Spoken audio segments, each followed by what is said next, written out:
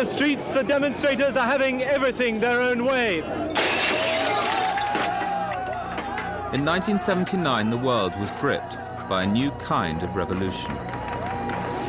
This is the man they call the father of the revolution, and this is the moment that millions in Iran have been waiting for. Iran's revolution helped make Islam into a political force from the Mediterranean to Southeast Asia. It also transformed Iran's relations with Western countries. America became the great Satan, but for many it was Britain that aroused the most animosity. Iranians have long thought that if something goes wrong, the British must have a hand in it.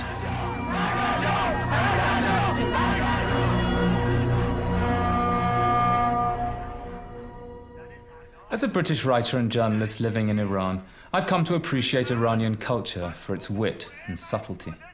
I'm sitting here watching Uncle Napoleon, a much-loved television serial that was based on a novel of the same name, first published in Iran in 1973. Uncle Napoleon is essential viewing for anyone who wants to understand the unique position that Britain occupies among many Iranians. And it even sheds light on the fraught nature of political relations between the two countries. زن سردار؟ این زن انگلیسیه؟ تو خونه من؟ پس بگو خونه من شده ستاد جنگ انگلیسا! کی اینا رو تو خونه من راه داده؟ Uncle Napoleon is an old soldier who fought against the British in the First World War. Now, in 1941, when the story is set, he believes that the British want nothing more than to take their revenge on him. Uncle Napoleon sees the hidden hand of the British in every area of his life. Although the book and the TV series have been banned from time to time after the Islamic Revolution of 1979, they both remain extremely popular. Dick Davis, a professor of Persian studies, translated the book into English. My Uncle Napoleon is really the most popular novel ever written in Iran. It treated something which was very important to many Iranians to do with their sense of politics and their sense of history and Iran's place in the world, something that was very important to them, but which was had not really been discussed or talked about openly and in a literary fashion at all. And this was the Iranian obsession, certainty, that everything that had happened in Iran for the past 100 years, perhaps 150 years, had happened because somebody in England, in Whitehall, wanted it to happen. I'm on a journey to understand relations between Iran and Britain, and this takes me to Paris to meet Uncle Napoleon's author.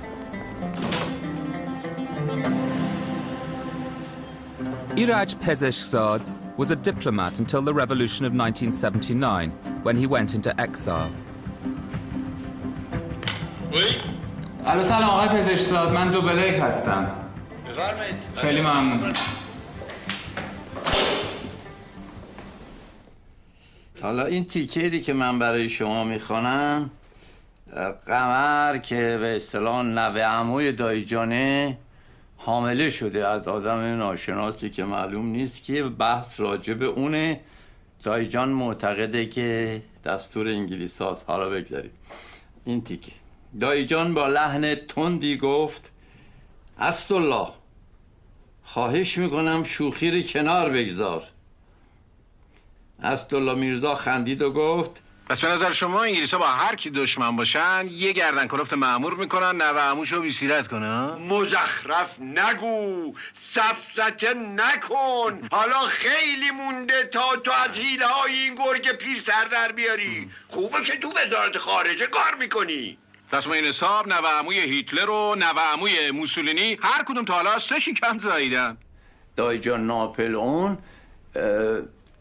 عقب افتادگی خودش رو به مخالفت انگلیسان نسبت میداد. این آدم خیال بافیست و اون موقع در اون دورانی که این وقایع اتفاق میفته، این فکر این که همه چیز دست انگلیس هاست و هر اتفاقی در مملکت میفته پشت پرده انگلیس ها یه انگلی کردن یا به میل و خواسته اونا انجام شده و به اصطلاح در ذهن مردم این وجود داره که دوستی با انگلیس باعث عزت و نعمت، دشمنی با انگلیس باعث ذلت و عقب افتادگی است. It's a wonderful book. It's beautifully written to begin with. It's very well written. It's a farce. And like many, it does what a farce does.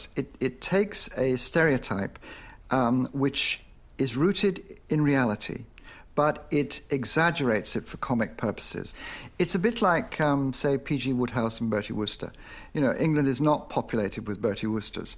On the other hand, the caricature that Bertie Wooster is based on things which are specifically English and recognizable as English. And Uncle Napoleon is such a character. I mean, Iran is not populated by Uncle Napoleons. On the other hand, many people in Iran do have some of the characteristics of Uncle Napoleon, and particularly they have this kind of paranoia, it's not too much to call it that, about the hidden hand of the English. Once, relations had been very good. I'm sitting looking at this wonderful picture of Sir Robert Shirley, who was an ambassador in the beginning of the 17th century. But he wasn't an ambassador sent by Britain to Iran. He was an ambassador sent by the Iranian Shah Abbas the Great to Europe. And this picture shows Robert Shirley in this extraordinary orientally inspired costume. And I think what's really remarkable about this picture is this idea that Shirley had entered the service of the Shah willingly as a Briton. There's no sense of superiority, no sense that to enter the Shah's service would demean him. This is the time, we shouldn't forget, when Shakespeare is writing of the Great Sophie, and the Great Sophie was a reference to Shah Abbas. So it became axiomatic that Iran was splendid, it was worth admiring, it wasn't something that we felt superior to.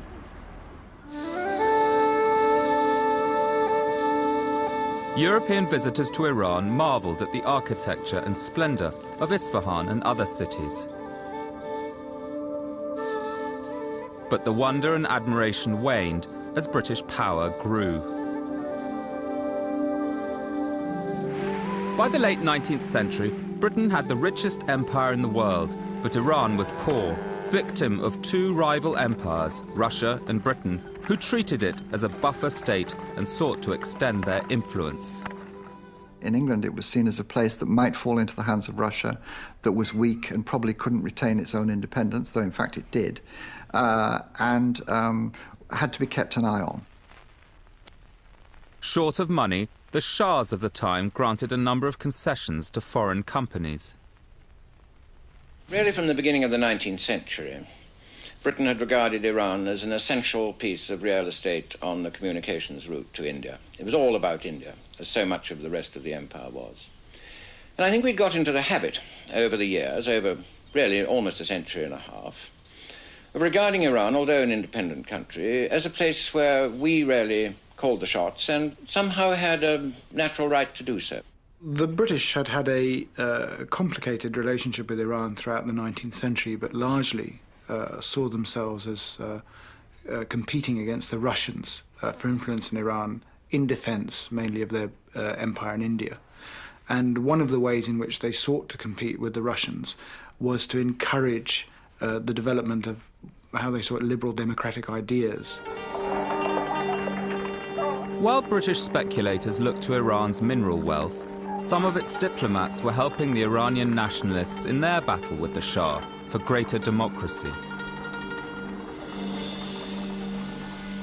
انگلستان بر اثر پشتیبانیش از نهضت مشروطه خیلی محبوب شد و اوج این محبوبیت البته وقتی بود که درهای سفارت رو باز کردن و اجازه دادن عده‌ای قابل ملاحظه از سران و فعالان انقلاب مشروطه در سفارت انگلیس بست بنشین. مردم هجوم میارن و داخل سفارت انگلیس یه چیزی مثل 12,000 نفر، شاید 14,000 نفر. These merchants, shopkeepers and traders had little in common except their opposition to the Shah.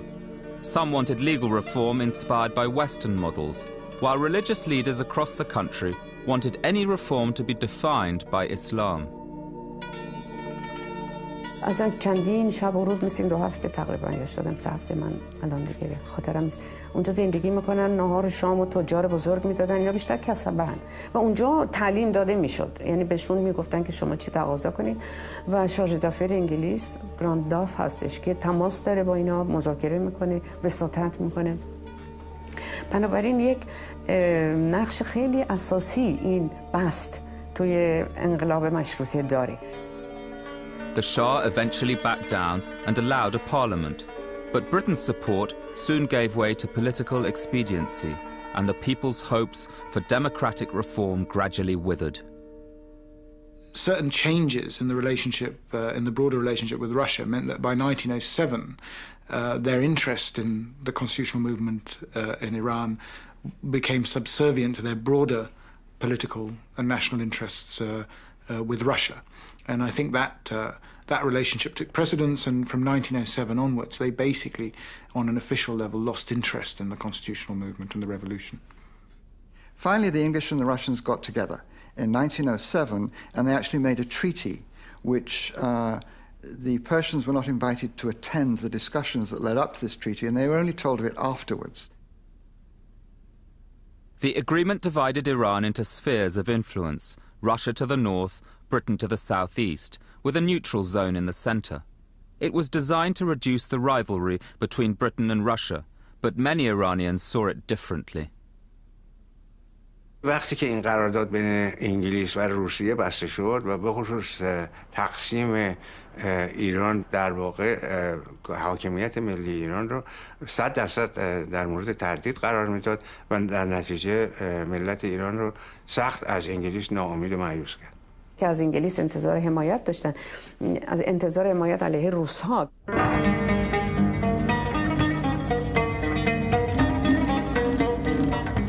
Iran was the victim of a power struggle within Europe.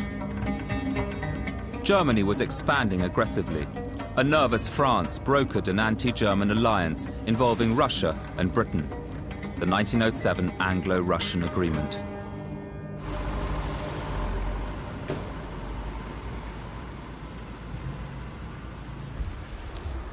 I've come to Burgundy to meet a leading authority on this period. It's not often you find a Persian speaker in wine country. سلام جناب آقای ریشخ. حالتون خوبه؟ خیلی خوش خوب هستین؟ خیلی ممنون. سفر خوش گذشت. متشکرم. سالها من در ایران بودم و مشغول جمع کتاب و مطالب راجع به تاریخ ایران بودم. اینجا چی داریم؟ I asked Dr. Richard why France had supported the Anglo-Russian agreement. چون رقابت 2 تا امپراتوری روسیه و بریتانیا در آسیا خطر به هم زدن روابط دوستانه فرانسه با این 2 کشور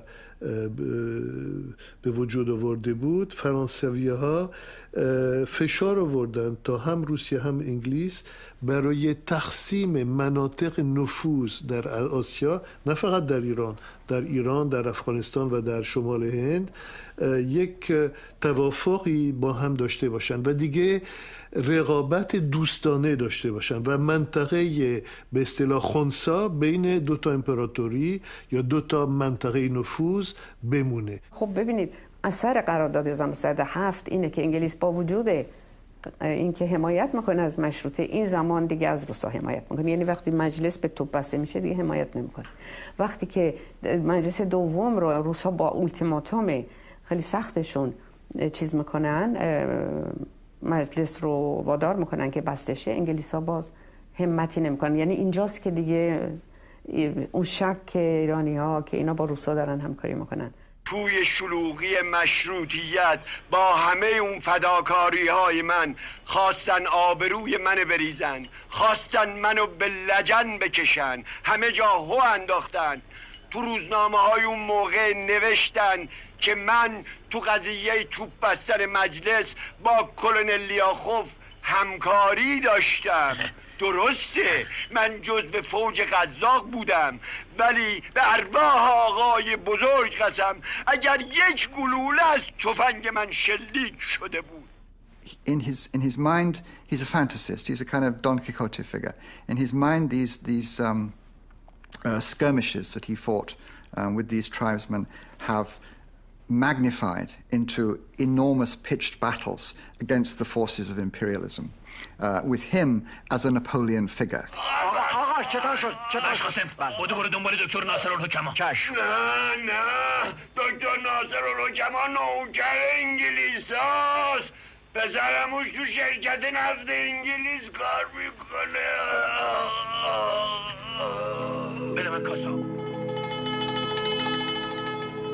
Britain's political interest in Iran would be transformed by oil. Persia. At the turn of the century, a poor agricultural country, rich only in legend and undeveloped natural resources. After 7 years of costly and unrewarded effort, oil was struck at last and drilling commenced. The great oil company was formed. Oil was discovered in 1908 in southern Iran. Control of the oil was in the hands of a private British company, which would eventually become British Petroleum. A pipeline was built and a huge refinery at Abadan on the Persian Gulf. But in 1914, the government took a majority share. Oil changed Iran into a strategic asset for Britain. Iranian oil would pay for Britain's war effort. It was crucial, the move of the Royal Navy to oil, principally because it was the means, for Anglo-Persian anyway, by which they secured political support, and the means by which, if you like, oil became more overtly a strategic commodity. Because, prior to that, oil was used principally for, lighting and illumination, but the minute it was used for powering the Royal Navy, clearly the political significance of the commodity was just increased many times. And in a very tangible sense, that, of course, became, in a way, translated into the decision of Winston Churchill.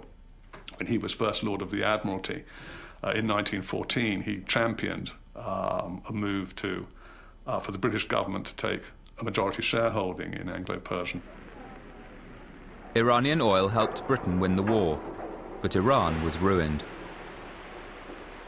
جنگ جهانی اول واقعا یه فاجعه بود برای ایران، البته خب برای تمام دنیا، ولی در ایران خیلی فاجعه بار بود. ببینید اولا ایران اعلان فوری، اعلان بی‌طرفی کرد، ولی خب هیچ کس این بی‌طرفی رو رعایت نکرد، نه روس‌ها، نه انگلیس‌ها، نه آلمان‌ها و ترک‌ها و نه خود مجلس ایران که خود ایرانی‌ها. And because the British came out of the First World War rather better than the Russians did, and there was the Russian upheaval and the establishment of communism, etc., so Russia kind of retreats for a while from the international scene, and the British are seen as triumphant in Southwest Asia, where Iran is. بنابراین ایران در واقع اشغال انگلیس هست، یعنی جنگ که پایان پیدا میکنه، ایران درست میگم همه جا تحت نفوذ انگلیسه. At the end of the war, Britain is bankrupt. I mean, this is one of the things that we have to remember, that Britain acquires essentially an empire in the Middle East, not including Iran in this respect, but largely through other tracts of the Middle East. But what it finds is that it doesn't have the money to manage these. It's an expensive venture, running an empire. So they come up with a number of ideas of how best to achieve the results they want. Lord Curzon thought that the best way to achieve this was to offer the Iranians an agreement, a treaty agreement, by which the British would come in and help them rebuild their country. Lord Curzon was Britain's imperialist foreign secretary. He was something of an expert on Iran. His plan became known as the Anglo-Persian Agreement. ایران یک وامی میگیره از انگلیس، ضمناً قشونش رو قراره که یه قشون متحدالشکل بشه، چون قبلا نیست و این تحت تعلیم افسرهای انگلیسی باشه و مالیه ایران رو هم بدن دست متخصصین اقتصادی که از انگلیس بیان و اداره کنن. یعنی ظاهر داستان خیلی اصلا چیز عجیبی نیست. اصولا منم فکر میکنم که ایران احتیاج به کمک خارجی داشت و نیروی انتظامی کافی در داخل ایران نبود تا مثلا وحدت ایران رو 2 مرتبه برپا بکنن. But Curzon rode roughshod over Iranian sentiment, and many people saw ulterior motives in the Anglo-Persian Agreement. ایرانی ها تقریبا احساس کردند که ما آلت دست یک قدرت اروپایی شدیم که میخواد فقط از منابع ما استفاده بکنه و این قرارداد و اون به رسمیت شناختن وحدت ملی و اینا یک بهانه است برای اینکه منافع اقتصادی به دست انگلیس بمونه. ایران هم مستعمره است، نه استقلال داره و خب همین ابهام در تشدید کردن سوء ظن تأثیر داشته، برای اینکه انگلیس ها یک نوع نفوذ مرموزی دارن. Meanwhile, Britain wanted to get its army out of Iran and hand over to Iranians. So, in time-honored fashion, it looked for a strong leader to promote. The British identified an officer in the Iranian Cossack regiment, Reza Khan.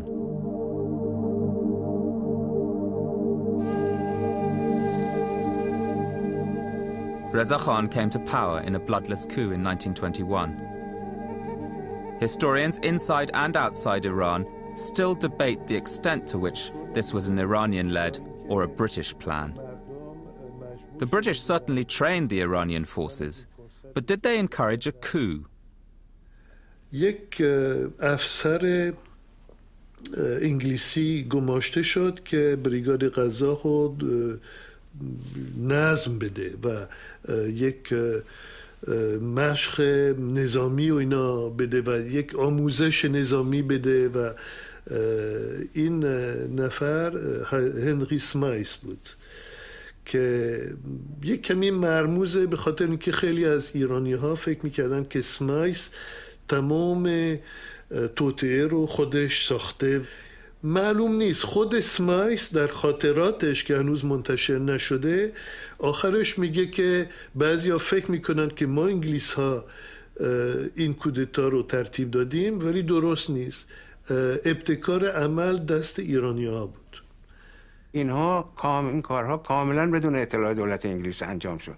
دولت انگلیس هیچ اطلاعی از این حوادث نداشت و از این تصمیمات و این اتفاقات، بلکه برعکس وقتی سید ضیا بر اثر کودتا نخست وزیر شد و قرارداد 1919 رو ملغا کرد بلافاصله، لورد کرزن وزیر خارجه انگلیس فوق‌العاده خشمگین شد، چون این دیگه به اصطلاح کودک خودش بود و سخت نسبت بهش دلبسته بود.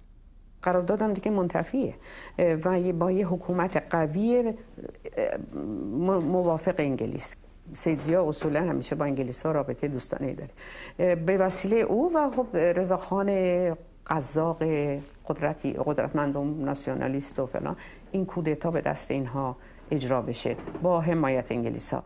There is no doubt that while the British had a role, and they were bound to have a role because they were the only real foreign power in the country at the time with any influence, that the generation, the genesis of the coup and its application was all basically Iranian-led. In 1925, Reza Khan crowned himself Reza Shah and established the new Pahlavi dynasty. وقتی که مقدمات تغییر سلطنت داشت چیده میشد، هنوز مثلا طرحش به مجلس نرفته بود، ولیعهد محمد حسن میرزا، ولیعهد احمدشاه که برادر کوچکش بود، یک نماینده فرستاد به سفارت انگلیس در تهران که نظر سفارت انگلیس راجع به این چیه، راجع به این تغییر سلطنت. و سر پرسی لورن سفیر انگلیس جواب داده بود که ما نظری نداریم، ما نسبت به این قضیه بی‌طرفیم. بیشک اینها اینو تلقی کردن به اینکه نظری نداریم یعنی اینکه ما طرفدار رضاشاهیم، رضاخانیم و باید سلطنت رو سقوط کنیم. Reza Shah rebranded the country as Iran instead of Persia and tried to create an independent nation. But in 1932, in the midst of a world recession, the Anglo-Iranian Oil Company cut the revenues due to Iran. A furious Reza Shah tore up the concession. Cadman, who was the chief executive and chairman of BP, negotiated the agreement pretty much personally with Reza Shah. And actually, I think when he came back, he told his sort of board of directors, we had been, quote, pretty well plucked. In other words, I don't think that Anglo-Persian conceived of that agreement actually as a victory. They felt they'd given quite a lot. I mean, it was a considerable advance over what there had been before for the Iranians. I mean, they'd been sharing the profits. They'd only had 16% of the profits before then, which, I mean, is laughable by modern standards. I mean, it's just totally derisory. And they came away with a fixed royalty per tonne. And certainly their revenues from oil increased quite substantially throughout the 1930s afterwards. The Iranians had renegotiated the deal, but they were still convinced that Britain had ultimate control. گمان من اینه که رضا شاه از عاقبت کار اندیشه کرد. یعنی که بیمناک شد که دولت انگلیس کوشش بکنه برای برانداختن سلطنتش. و چون او هم مثل هموطنانش یا مثل خیلی از هموطنانش به قدرت لایزال و جادویی انگلیس اعتقاد داشت. کلماتی که بعد از نان و آب و گوشت و این چیزا شنیدم از فارسی یاد گرفتم. این زبان موقعی زبان باز کردم شنیدم، هرچی شنیدم بله کار انگلیس هاست. نخست وزیر تازه می آمد تو خانواده مجالس و محافلی که به هر حال اونایی که من اجازه داشتم بشنوم یعنی مال خانوادگی همه نخست وزیر جدید بله مال خودشونه. این معزول میشد انگلیس ها راضی نبودن. خب اونا میخوان با خراب کردن اسم من انتقام شکستاشونو بگیرن. از کجا معلومه که منو سر به نیست نکنن؟ با این خبرهای جنگ که هر روز تو روزنامه ها و رادیو هست خب مسلما دوباره به ایران لشکر کشی میکنن. منم که دیگه کاری نیستم جلوشونو بگیرم. In World War II, the German army had almost reached Moscow. Fearing the loss of Iran's oil fields, in 1941, Russia and Britain invaded.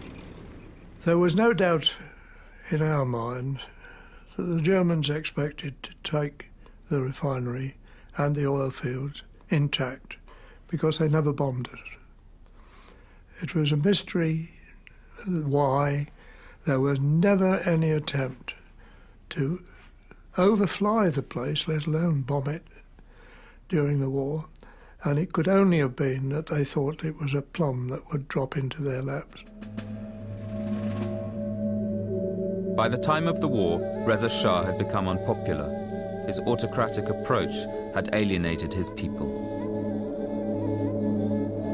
So when Britain and Russia occupied Iran, Reza Shah abdicated and went into exile. خودش تصمیم گرفت که استعفا بده و ایران رو ترک کنه.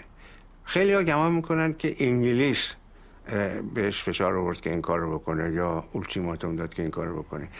اسناد و مدارک و اطلاعات موجود چنین چیزی رو نشون نمیده، چه ایرانی چه انگلیسی. What's interesting about the whole Reza Shah period is that while the initial British ministers in Iran were very fond of Reza Shah, they saw him as the strong man to come and reform the country. It did not take very long for the British to fall out of love with Reza Shah. They didn't like him and he didn't particularly like them. They found him quite brutish, a little bit vulgar. Of course, from the Iranian side, they argued that the British would naturally go against him because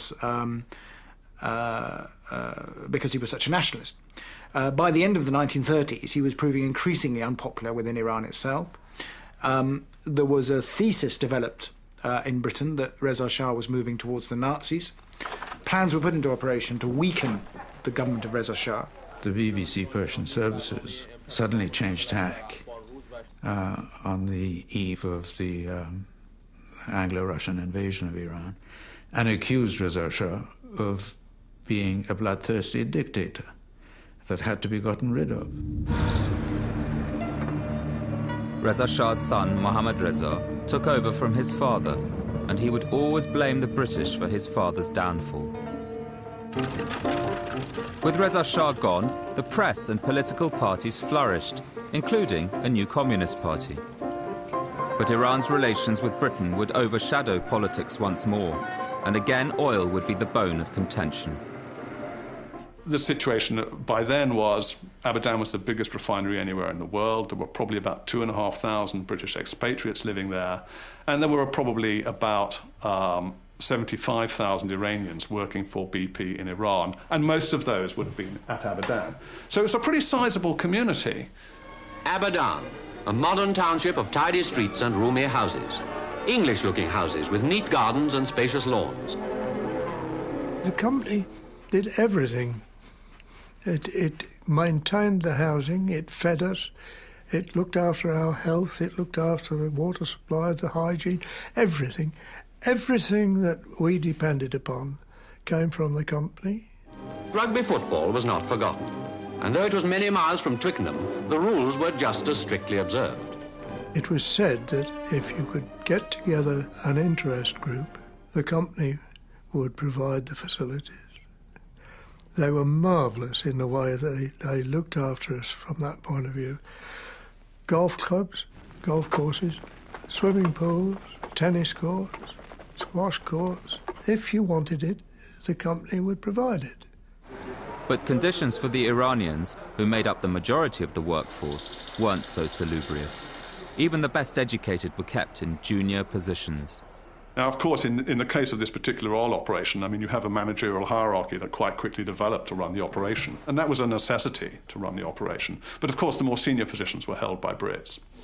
So actually, the notion of sort of inferiority, if there is one, towards, say, Iranians or Persians, is sort of reinforced by the fact that actually in the workplace, they occupy the more junior positions.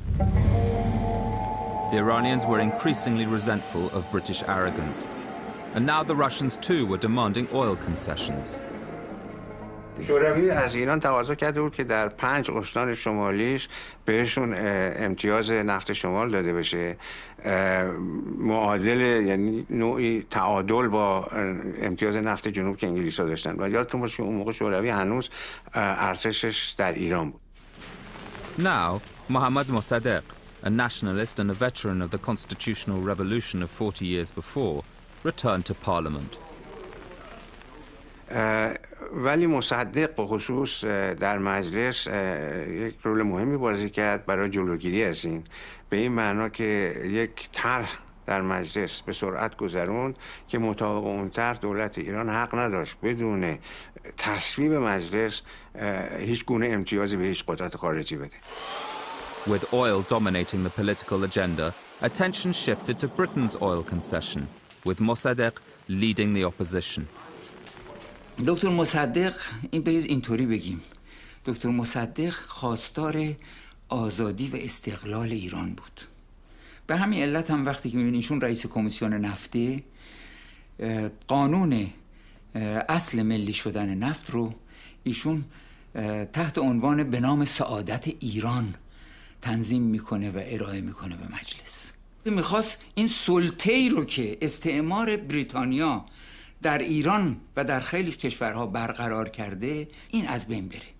ایرانی بود و میخواست به عنوان یک ایرانی عمل بکنه. In 1951, Mossadegh became prime minister. The bill was passed and Iranian oil was nationalized, to great public acclaim. It was a seismic event in relations between Britain and Iran. The oil company retaliated by closing the refinery at Abadan. It was just taken pretty much for granted that the oil was owned by the company. So, yes, I think each side... Is that because they felt that they'd spent so much money and time and effort in order to discover, exploit and market it, that they felt that entitled them to ownership? We've developed their oil industry. They couldn't have done it for themselves. That would have been BP's view, and probably actually would have been true. As the deadlock remains unsolved, the refinery's output is cut by half. All supplies to ships have now ceased, and the last 2 tankers left Abadan during the weekend. We tried to explain, look, if you expropriate this and send all the British technicians away, how are you going to earn your money? You can't eat the oil. Oil has to be marketed in order to get your money, and here are the tankers, and unfortunately they are tankers belonging to the big oil companies, so we have to have some agreement. No, he wouldn't understand that. Only interested in one thing, out. The British airlift from Abadan came to a temporary halt at London Airport last weekend. Back to Britain came the last group of women and children from the Persian oil fields. The families of Anglo-Iranian employees, their arrival meant that more than 1,000 people, including many young babies, have now been brought back in special charter planes. Oil was incredibly important to the balance of payments. Abadan was Britain's biggest foreign asset. So for the British government, as opposed to BP, there is a huge economic concern about the importance of oil, and a huge feeling that if the leader of a Middle East country is seen to just get away with nationalising this massive British asset, what's to stop other leaders doing the same thing? مسئله دکتر مصدق این بودش که به هدف سیاسی توأم با هدف اقتصادی جلو بره و مهمترین اون این است که اقتصادمون رو طوری تنظیم بکنیم که اگه لازم شد بدون درآمد نفت بتوانیم سالها زندگی بکنیم تا به اون نتیجه نهایی که بخوایم برسیم. The British repeatedly tried to undermine Mossadegh, painting him as a communist. But his popularity endured and he came out stronger than ever. The 16th Independent Parachute Brigade, alerted by the War Office, stands by for possible orders to proceed to a foreign destination. Britain came close to military intervention, but eventually opted for diplomatic pressure.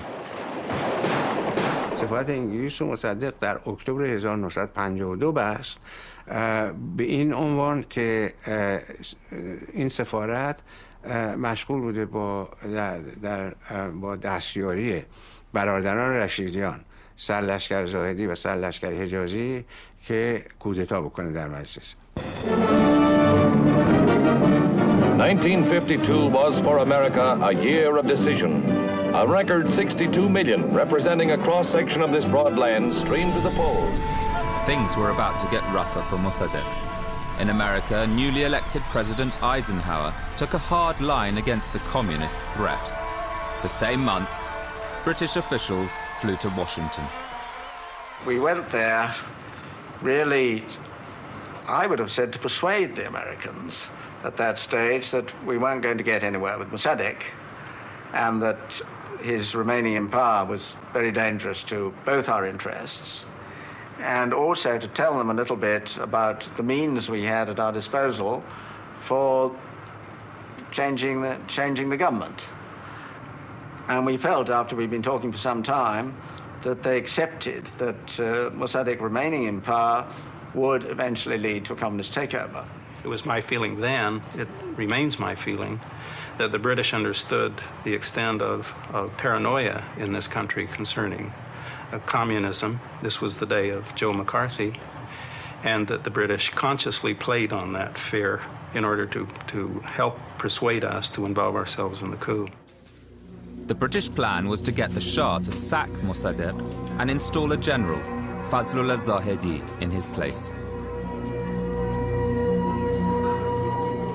Despite Mossadegh's continuing popular support, the coup plotters managed to bring him down after a failed first attempt. من خودم روز کودتا در تهران بودم و دیدم اون جمعیتی رو که آمدند و منزل دکتر مصدق پدر بزرگ من رو غارت کردند. من غارتگرا رو دیدم تو خیابون با اموالی رو که دزدیده بودن از اونجا فرار می‌کردن. That mob that came into North Tehran and was decisive in the overthrow was a mercenary mob. It had no ideology. And that mob was paid for by American dollars.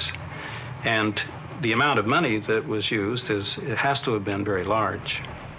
اینها در جمعشون 1000 نفر هم نمی‌شدند. در مقابل اون هزار نفری که در خانه‌های خودشون ملول بودن از اتفاقی که افتاده بود و ارتباط نداشتن که چه باید بکنن، از فرداش هم چنگال کودتا بسیار بسیار بسیار قوی بود. I'm on my way to meet another key witness to the overthrow of Prime Minister Mossadegh.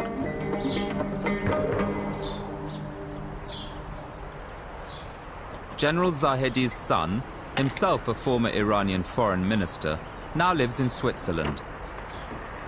آقای زاهدی دوبلک هستم. خوشحالم. خوش آمدید. متشکرم. بالاخره رسیدید اینجا. بله، الحمدلله. خوش آمدید. بفرمایید تمنا می‌کنم. خیلی ممنون. استفاده می‌کنم.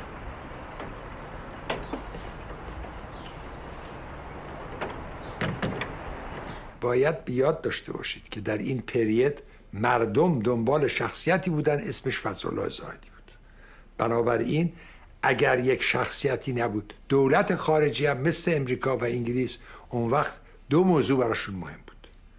یکی این که ایران کمونیست نشه، دیگر این که نفت ایران داشته باشه.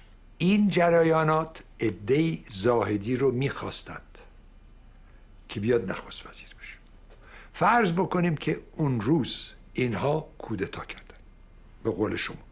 من میگم رستاخ. اینکه مردم قیام کردن و دیگران دخالتی نداشتن خلاف واقعه و چنان که من اشاره کردم ما الان گذشته از خاطرات مامورین CIA مثل روزولت، کیم روزولت که داستان شهر زده توش، تاریخچه داخلی خود CIA رو درباره چگونگی کودتای 28 مرداد از ابتدا تا انتها در دست داریم که در اینترنت هست و همه میتونن بهش دسترسی داشته باشن. پس تمام این حرفای CIA ها دروغه؟ بعد از این مسلما دروغه. چرا دروغه؟ برای این خاطر چطور خودشون بعد مدارک بیرون نمیدن. هر وقت کتاب ها آمده مراجعه کرد میگن ما اینا رو سوزوندیم در همین کتاب. ولی تاریخ رسمی CIA اومد بیرون. هیچ هم چیزی نیست. یا شما نخوندید یا من اشتباه. تاریخ رسمی CIA اینه نداره. تاریخ رسمی مال وزارت خارجه 28 مرداد اونی که نوشته شده 2 نفرن. یه انگلیسی نامی است بوتاسه، یک دیگری هم هست به اسم روزولت. با شرکت در این کودتا ببینید خارجی که در این کودتا شرکت داره خیلی رک و راست و مشخص میگه ما در ایران کودتا کردیم، کمان که میبینید که وزیر خارجه امریکا به یه صورتی هم عذرخواهی کرد از ملت ایران. 1953 was a turning point in British political influence over Iran. The coup left oil divided mainly between American and British companies, with a 50% share of the profits going to Iran. Mohammad Reza Shah gradually took power solely for himself. You see many famous people waiting here, of course. You recognize at once the Prime Minister, Mr. Butler. SI hanging on the curtains for Shah of Iran. In May 1959, his visit was treated as a state occasion and broadcast live on the BBC. Queen, royal family walk forward to greet the Shah, who leaves the train wearing a splendid uniform encrusted with gold. The Queen presents her dignitaries. The Jordanian pipe band lent by King Hussein rendered Cock of the North at Gulistan Palace on the morning of the Shah's 42nd birthday.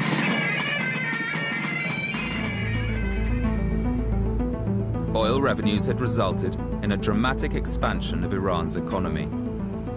And in 1973, the Shah, as the head of the oil-producing nations, doubled the world price of oil. For Britain, it was a problem and an opportunity. It was important to us because the oil price rise had taken place in 73. In order to offset the revenues that we were going to put out in order to purchase oil, and a lot of it Iranian oil, we needed offset arrangements. And he was ready and wanted to buy British military equipment in particular, but actually other things. So we were in the market for trying to sell the maximum amount that we could to him, and we were particularly important to sell him tanks.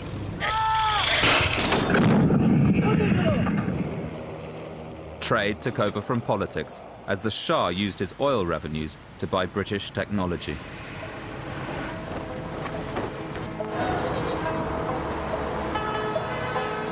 The expectations of Iranians were increasing as the country modernized, and the gap between rich and poor was growing.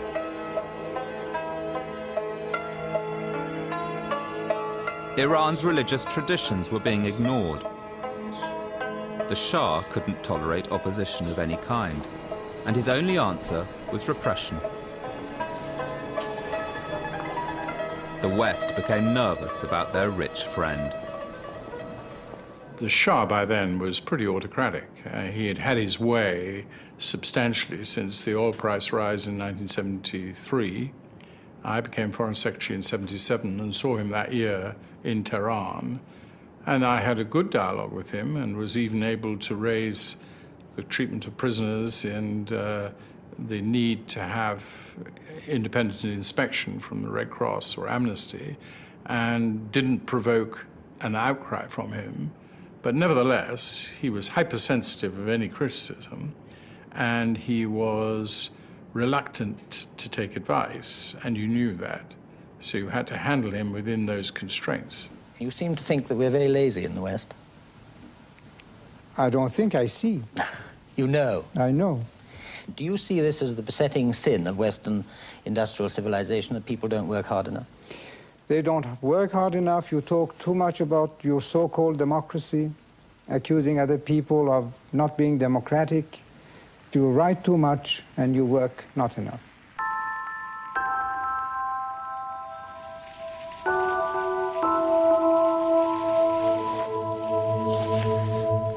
The relations on the whole were very cordial, very friendly, and very good. This is, of course, on the government-to-government basis. But, of course, there was another side to this whole relationship, and that was represented by sectors of the press.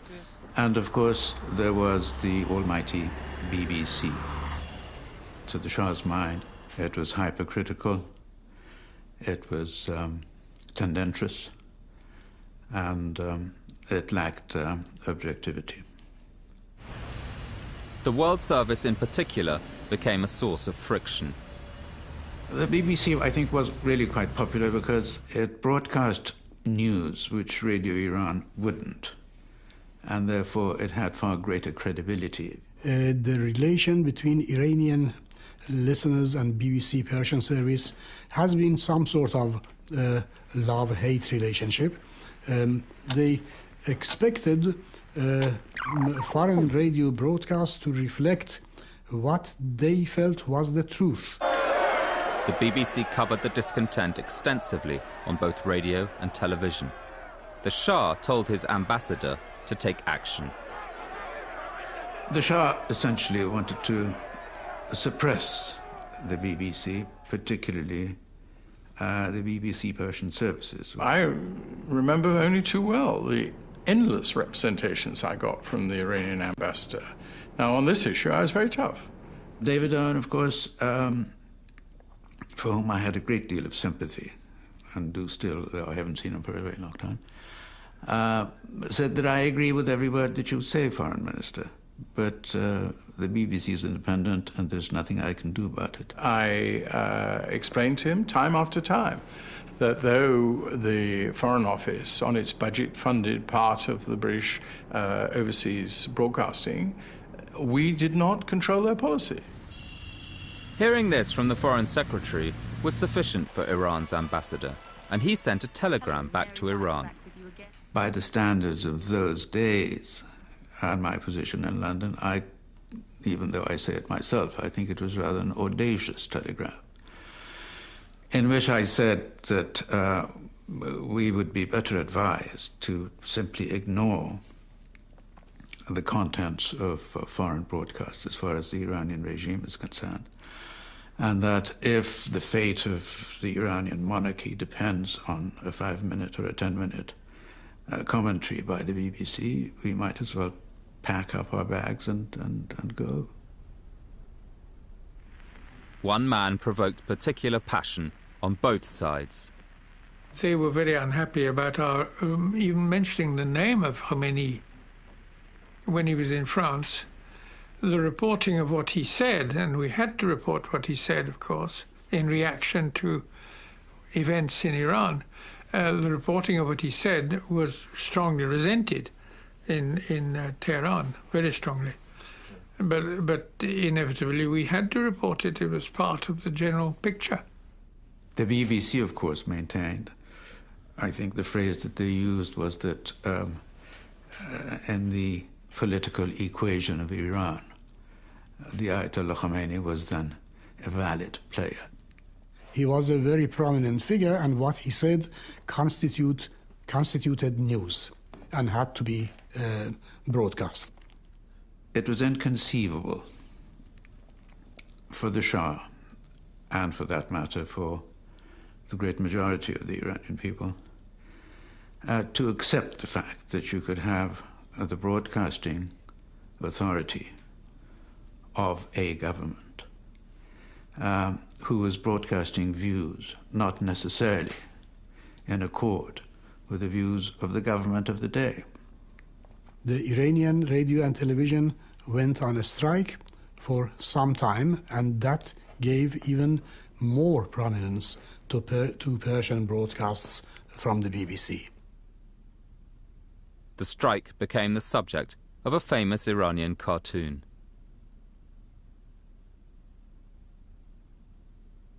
The stakes were enormously high. It was a question of the Shah's, the survival of his regime.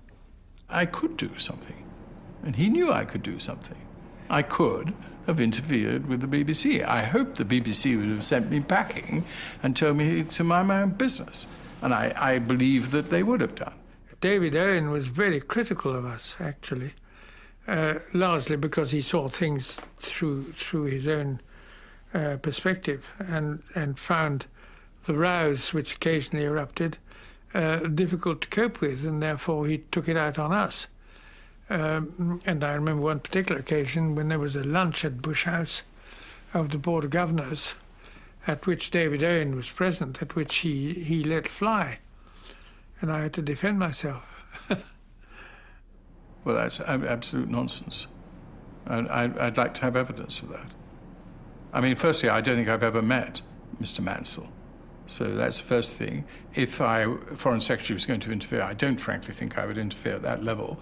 I would have interfered with the chairman of the BBC, and I never did. The policy of the Foreign Office was to be blindly supportive of the Shah. We couldn't do that. We had to reflect all shades of opinion, which we did. And that provoked a certain amount of reaction on the part of senior people in the Foreign Office who resented what we were doing. So we had a number of lunches at Bush House at which senior people from the Foreign Office came and delivered their messages and were very largely ignored. By the end of 1978, Iran was in chaos, with the majority of people against the Shah. Hundreds had been killed in demonstrations, but the Shah was losing control.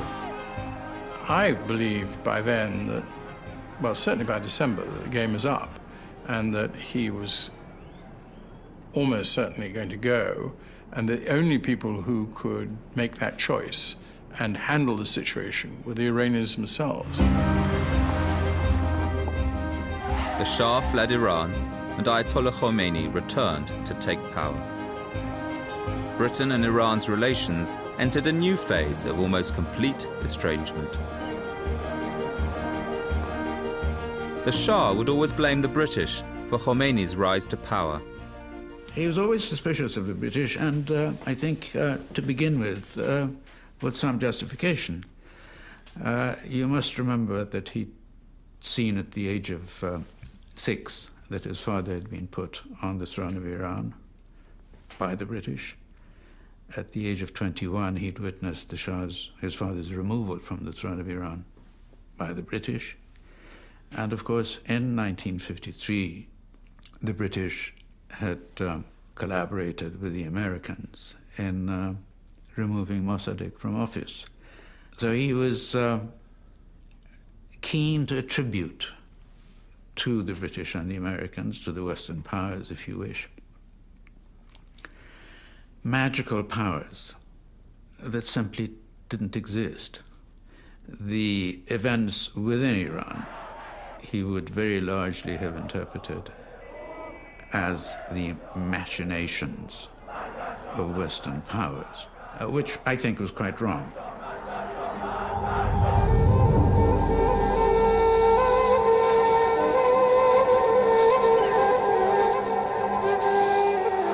Even now, 30 years after the revolution, despite a generation of almost complete mutual isolation, the notion of the hidden hand of the British lingers on. Some people call it Uncle Napoleonism. اون موقعی که من این کتاب رو این رمان نوشتم همه مردم دیده بودن که امپریالیسم بریتانیا با اون عظمت و قدرت از بین رفته، در واقع به اصطلاح خودمون فارسی زبانا پشم پیلش ریخته بود و من تصور نمی کردم که یک همچین سرصدایی بکنه. منتها این آرزه که من به سبک گرفته بودمش و سنگین‌تر از اون بود که من گرفته بودم، بعد از انقلاب به خصوص دیدم که خیلی شدید و غلیظ وجود داشته و وجود داره. یه طبقه‌ای که عجیب و غریب به خلاف عقل و منطق تصور کرده بودن که من خواستم واقعا بگم که واقعیت داره، هر اتفاقی در مملکت میفته کار انگلیس هاست. به من میرسیدن بعد از تمجید و تحسین فراوان از کتاب، آفرین به شما، قبل از همه شما فهمیدید که هر اتفاقی در مملکت میفته کار انگلیس هاست. و من اصلا مثل اینکه دوش آب سرد رو سرم می‌ریختن، درست خلاف اون بود که من میخواستم برسونم. خیلی ما تاریخی فکر میکنیم، تمام مدت سابقه همه چی رو نگاه میکنیم، این به این دلیل داره اتفاق میفته، اون به اون. قدیم هم همینطور بود، من فکر میکنم تا یه حدی. حتی محمد رضا شاه هم من فکر میکنم همین باور داشت، حتی مصدق هم همین باور داشت. میدونید یعنی رجال معاصر ما هم این تصور داشتن، ولی یه چیز خیلی عمیق شده تو ذهنیت ایرانی. It is very ironic that I'm English myself and I translated this novel into English, and many people have pointed this out to me, including Pezersad himself. A very strange incident happened to me. I work as a professor of Persian, and there was a young lady I had been reading medieval Persian with, and she asked me if I would like to meet her father, who was visiting her, and he was a mullah, and she introduced me to her father as the man who translated my Uncle Napoleon. And he looked at me and he obviously thought, well, here's a fraud. And he said, you didn't translate my Uncle Napoleon. My Uncle Napoleon was written by the British Secret Service, and Iraj Pesisar translated it into Persian. You didn't do the English. And he was obviously convinced that this was true. مشخصم به نظر تو کی آقا رو مسموم کرده؟ والا آقا دروغ چرا؟ تا قبل ما خودمان به چشم خودمان چیزی ندیدیم، اما خاطرمون جمعه که انگلیسی ها آقا رو چیز خورش کردن. خلاصه فرمودید به عقیده مشقاسم امپراتوری انگلیس آقا رو مسموم کرده. کی؟ امپراتوری انگلیس؟ Uncle Napoleonism may be less rife than it was, but a large number of Iranians are still tempted to point a finger at Britain whenever something goes wrong. When will these suspicions come to an end? I don't know. But as someone who lives between both cultures, the sooner the better. خب انشالله به اسم صلح بین دو تا مملکت یه روبوسی بکنیم. خیلی ممنون از لطف شما. The fallback view in Iran of the political world is always that what you see is not the truth. There's always something underneath it. This is very, very deep in the Iranian take on world politics. That if you believe what you're shown, then you're just being a naive fool. این خدمتتونم باید عرض کنم که به محض اینکه این برنامه رو منتشر کنید، پخش کنید، از 1000 جا صدا بلند خواهد شد. دیدید نگفتم مال خودشونه.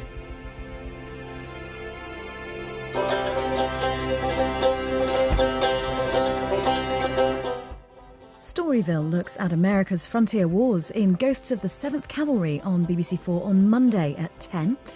But tonight we're staying in Iran for the story of two women struggling to feed their children and fund their heroin habits, bending the rules in prostitution behind the veil.